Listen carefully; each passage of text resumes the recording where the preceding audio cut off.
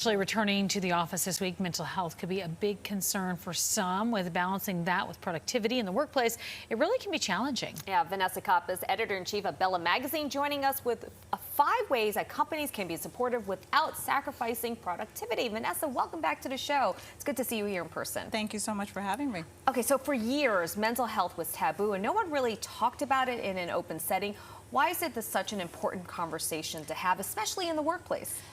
It's important to encourage a safe and supportive environment and to recognize that it is no longer a taboo, that we all go through something, one day or another. We all have bad days. And the more we encourage open communication within the workforce, in our office, and normalizing that it's okay to have a bad day, the more comfortable we all feel with our workplace, with our workforce, and are able to just be more productive because we can share those difficult moments as well. Everything does not have to be perfect, right? 100%, yeah. So, after Labor Day, some workers were called back into the office for the first time since 2020. It's been a long time. That can raise a lot of anxiety, that's for sure. How can companies make it a little bit easier for the workers?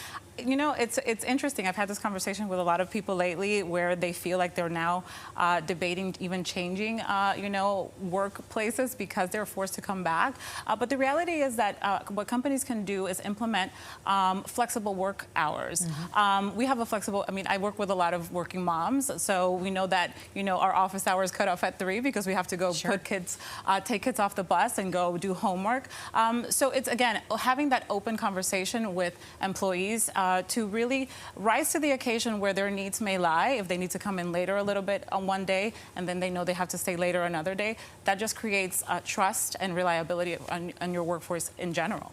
So important is that work-life balance. Let's talk a 100%. little bit more about that. Some people think that it's a myth and it could take years to find that happy medium, but does work-life balance start at the top, really? I really do feel that it does start at the top with modeling what that actually looks like. But again, if you are giving yourself the opportunity to have those moments, then you should be aware that your employees also need them. So self-care is super important, and you encourage them. I encourage self-care days all the time. I actually work from home on Wednesdays, and my team knows only reach me if something is on fire, and if it's on fire, I'm sure I'll find out anyway. But it's modeling that, family is important. We turn off cell phones and computers over the weekend. You're not allowed to be reached over the weekend. But it's modeling that behavior so that your employees know that they too can have those conversations and need self-care as well. You're gonna have a bunch of people saying, like, can you hire me? What's going on? Sure, come on down. Let's talk about creating an inclusive environment. It is so important. Are there some ways that companies can really foster this type of workplace? Yes, of course. We hear a lot of talk about diversity and inclusion, but that may also look like, a single parent household has different challenges than a 2-parent household.